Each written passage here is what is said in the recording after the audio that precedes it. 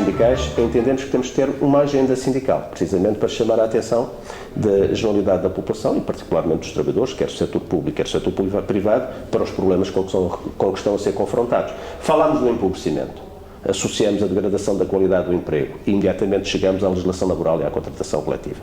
O que está neste momento em marcha... Esse universo está todo ligado, é isso? Todo, naturalmente, porque não há país que saia do empobrecimento se não apostar no crescimento económico e na qualidade do emprego, numa justa distribuição do rendimento. E para que isso aconteça é preciso termos em consideração também a outra componente, que é a da contratação coletiva, como um instrumento de harmonização social no progresso, de uma mais justa distribuição da riqueza, de valorização do trabalho, da dignificação dos direitos dos trabalhadores e da sua efetivação. Porque para nós não basta ter direitos no papel. É preciso que esses direitos que estão no papel sejam consagrados e seja possível efetivá-los no dia-a-dia. Ora, o que é que nós temos em relação à legislação laboral e à contratação coletiva? Uma agenda escondida. Fala-se muito agora na agenda escondida para os cortes para 2015, no plano da redução das funções sociais do Estado. Nós temos aqui outra agenda escondida em relação à contratação laboral, em relação à contratação coletiva e à legislação laboral. Que tipo de agenda é essa que está escondida? Temos as eleições para o dia 25 de maio para o Parlamento Europeu e temos uma estratégia do Governo que aponta no essencial nesta ideia. Eles estão agarrados ao poder e não querem sair. E estão a trabalhar para as eleições, supostamente, que se realizarão em meados do próximo ano, meados de 2015. A lógica é muito simples. Portanto, esconder ao máximo tudo aquilo que seja complexo e, sobretudo, suscetível de mobilizar os trabalhadores e a população em geral contra as suas políticas, neste caso concreto até ao dia 25 de maio, e depois, a partir do dia 25 de maio, passarem à fase da ofensiva, aproveitando o período de férias. Como é que isto se vai verificar? Em primeiro lugar, o ataque é global e é dirigido contra os trabalhadores do setor público e contra os trabalhadores do setor privado. Para que isto aconteça, o Governo já avançou com algumas propostas de lei, que vai agora discutir com os sindicatos da administração pública, nomeadamente aquela que se relaciona com a tabela única e a revisão da lei dos suplementos, dos abonos e dos subsídios. Todas elas têm uma lógica. A lógica é de tornar definitivos os cortes que anteriormente tinham sido anunciados como provisórios. Segundo lugar, procurar ir um pouco mais além. Porque quando se está a falar na revisão da lei dos subsídios e dos abonos, o que eles estão a dizer é que não estão satisfeitos com aquilo que conquistaram. É preciso ir mais além, cortar mais. E esta é uma linha de intervenção que estão a ter, que poderá culminar em junho, julho. Sempre numa perspectiva, afastar esta revisão da legislação do setor privado. Ou seja, jogar na tese de que os da administração pública, os trabalhadores, são privilegiados e, como tal, é preciso ir um pouco mais longe, supostamente deixando os outros de fora. Nada mais enganoso, porque a seguir são os outros.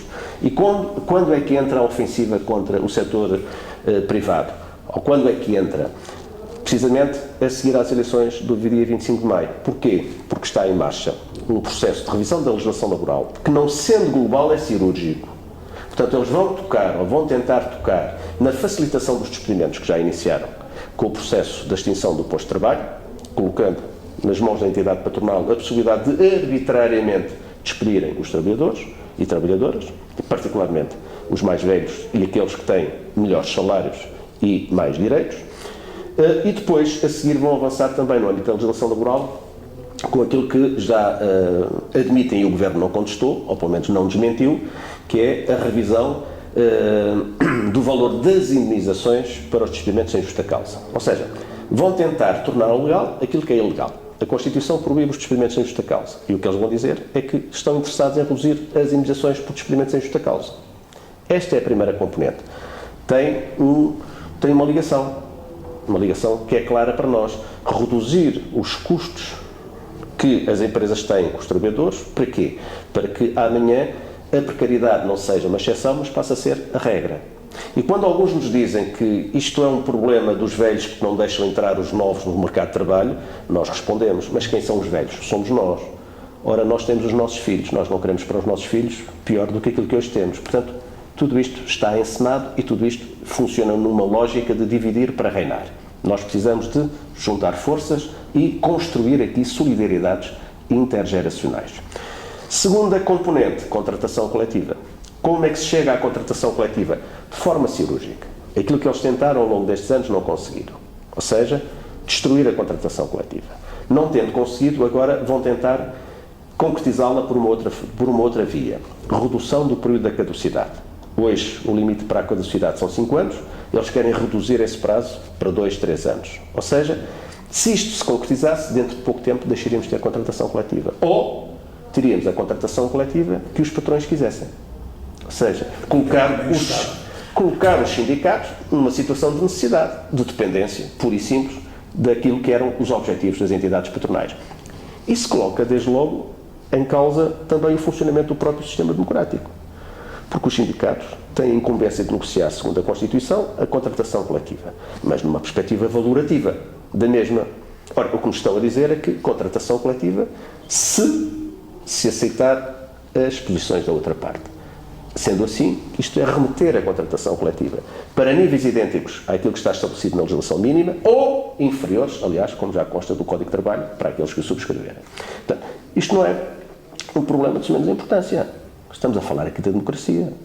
Não há democracia sem um equilíbrio da relação de forças entre trabalhadores e entidades patronais.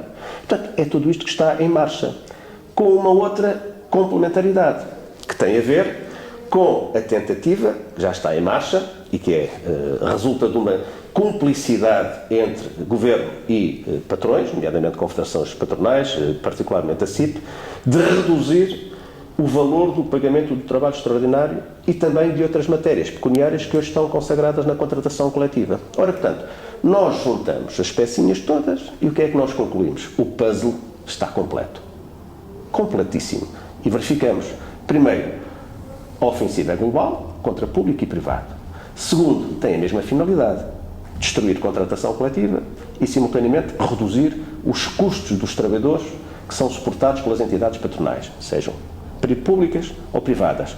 Terceiro lugar, dar prioridade à relação individual de trabalho, desequilibrando as relações de trabalho e, já agora, colocando os sindicatos à margem de todos os processos, degradando ou tentando degradar a sua imagem junto dos trabalhadores e da opinião pública. Portanto, quando se está a falar neste processo, não estamos já a falar apenas e só numa ofensiva contra os direitos dos trabalhadores. Estamos a falar numa ofensiva direcionada contra os sindicatos. Contra os sindicatos que são credíveis, contra os sindicatos que têm uma intervenção de proximidade e de relação direta com os trabalhadores no dia-a-dia, contra os sindicatos que são, ao fim e ao cabo, o expoente de um projeto sindical, que é o projeto sindical da CGTP.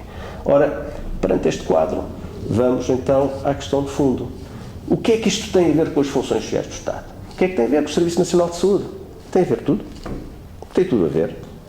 Porque se degrada as relações de trabalho, se degrada a contratação coletiva, se os trabalhadores ficam numa situação mais depauperada do ponto de vista financeiro, se as condicionantes sobre o acesso a um conjunto de serviços vão aumentar, porque entretanto também a pressão para a redução da despesa social que o Governo quer impor à viva força na área da saúde, educação e segurança social, vai levar a uma degradação não é só já da qualidade de vida das pessoas, é da própria esperança de vida. Porque se as pessoas terão maior esperança de vida, se porventura tiverem melhores condições de trabalho e de vida. Se houver uma degradação nesta área, naturalmente que há aqui um retrocesso social e civilizacional que nós não podemos pôr em causa.